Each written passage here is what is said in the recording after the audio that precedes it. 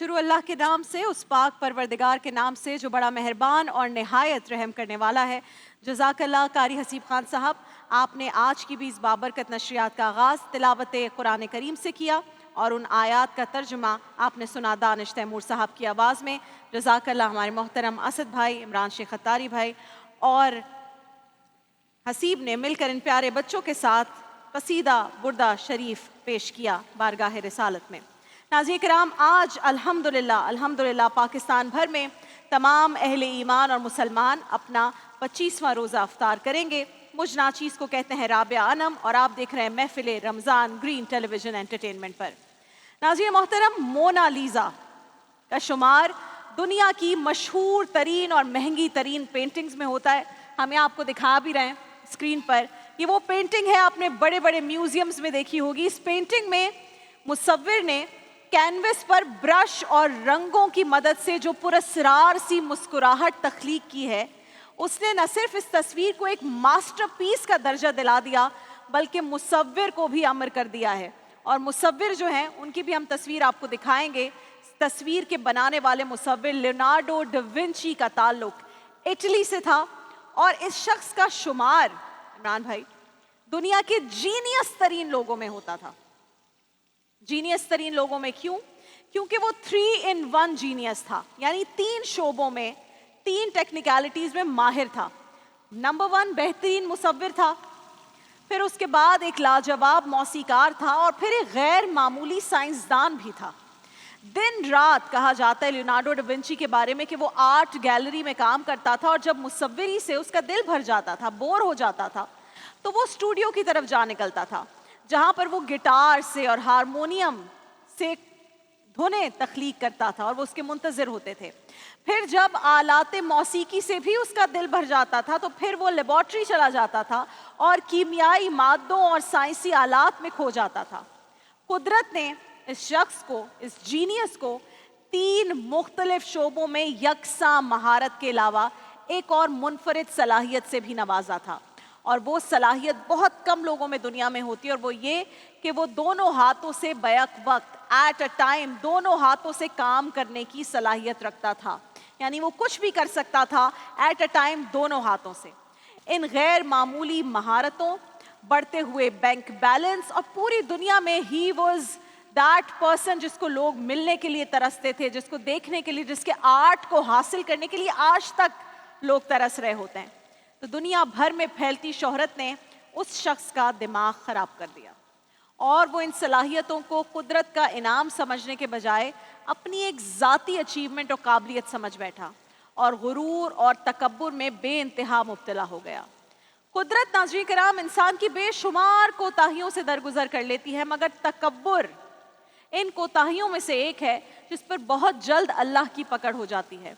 क्योंकि बड़ाई और किब्रियाई ये तो सिर्फ उस खालिक कायनात ही को ज़ेबा है जिसने ये कायनात बनाई है। तो लियोनार्डो डा विंची ने तकब्बुर किया, लिहाजा वो भी कुदरत की गिरफ्त में आया।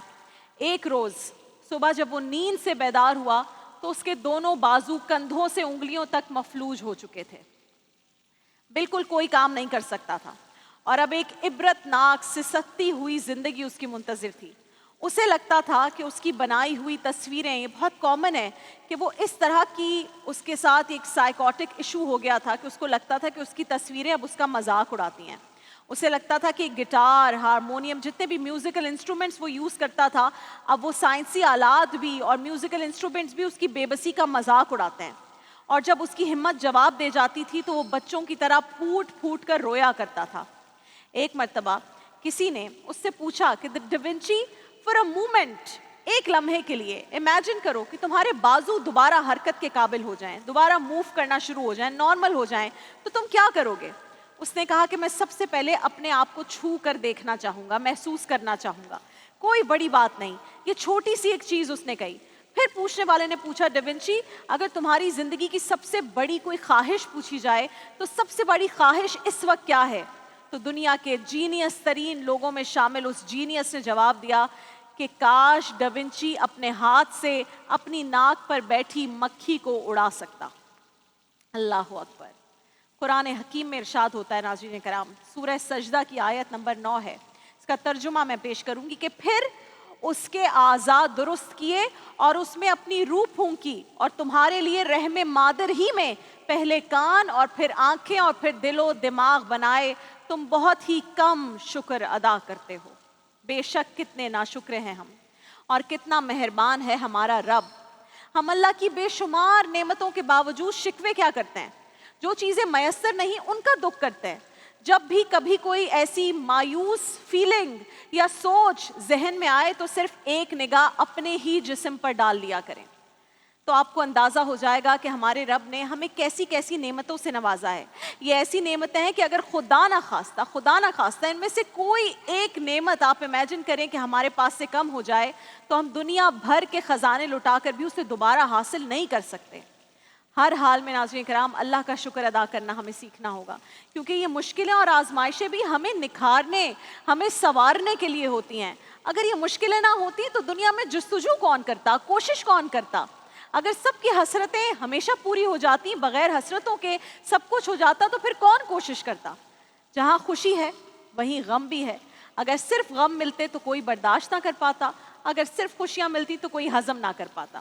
اسی لیے اللہ نے خوشی اور غم کو ساتھ ساتھ رکھا ہے، اور پھر فرما دیا کہ ہر غم کے بعد راحت ہے، بے شک ہر غم کے بعد راحت ہے، اور ہر مشکل کے ساتھ آسانی، ہر مشکل کے بعد نہیں، ہر مشکل کے ساتھ آسانی۔ اگر یہ ہم نے سوچ لیا تو زندگی آسان لگنا شروع ہو جائے گی، اور اگر آسان نہ بھی لگے تو اپنے آپ کو ایک بار دیکھ لیا کریں تو آپ کو اندازہ ہوگا کہ آپ بہتوں سے بہتر ہیں۔ اور اللہ کو میں ہمیشہ اللہ سے دعا کرتی ہوں، ہمیشہ آپ لوگوں سے بھی کہتی ہوں، اللہ محتاجی سے بچائے، اللہ محتاجی کی زندگی سے بچائے۔ ٹرانسمیشن کا باقاعدہ آغاز کریں گے ہمارے بہت ہی پیارے محترم ہمارے دوست بھائی دانش تیمور صاحب یہاں موجود ہیں۔ السلام علیکم ورحمۃ اللہ۔ وعلیکم السلام رابعہ، کیسی ہیں آپ؟ آپ کو بالکل 25واں روزہ بہت بہت مبارک ہو۔ السلام علیکم اسد بھائی، کیسے ہیں؟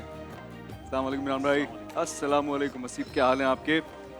آج لاسٹ ویکینڈ ہے جی، عید سے پہلے کا شاپنگ ہو گئی ہے آپ کی؟ آلموسٹ ہو میرے گئی۔ میاں آ گئے ہاں جی، اب پچھلے کچھ دن پہلے، تو انہوں نے شاپنگ کرا دی آتے ہی۔ ہاں جی، شاپنگ میں ہم اپنی پسند کی چیزیں خریدنے جاتے ہیں، تو جی۔ ابھی آپ جب یہ ذکر کریں گی ساری باتوں کو تو پیچھے کھڑے ہو کے میں سوچ رہا تھا کہ اس دنیا میں ساری آسائشیں نہیں ملتی ہیں، لیکن اللہ تعالیٰ نے یہ دنیا جو ہے ہمیں ٹیسٹ کرنے کے لیے بھیجی ہے، اور جو ٹیسٹ پاس کرے گا اس کے لیے ساری آسائشیں ہیں، مزید ساری آسائشیں ہیں، اور وہ اس کو ملنی بھی ہیں، اور اس کے لیے انتظار کرنا پڑے گا جنت کا۔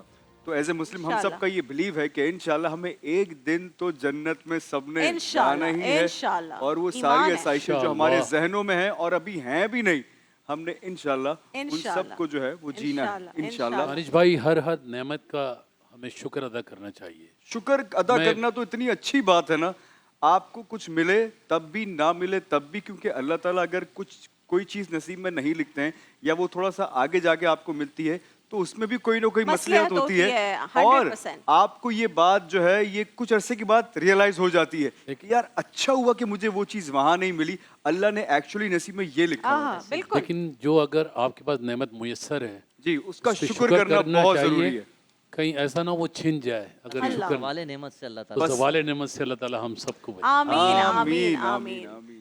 ٹرانسمیشن کا باقاعدہ آغاز ہو چکا ہے، ایک بریک پر جا رہے ہیں، مختصر سی بریک ہے، جب بریک سے واپس آئیں گے محفل حمد و ثنا، محفل وظائف اور جتنے بھی سیگمنٹس آپ کے پسندیدہ ہیں ان کے ساتھ حاضر ہوں گے۔ اور آج کی محفل خاص بھی بہت خاص ہے، بہت خاص مہمان آنے والے ہیں، سب کچھ ہوگا ایک چھوٹے سے بریک کے بعد۔ محفل رمضان دیکھیے محفل رمضان لائیو ٹرانسمیشن روزانہ دوپہر 2 بجے سے صرف گرین انٹرٹینمنٹ پر۔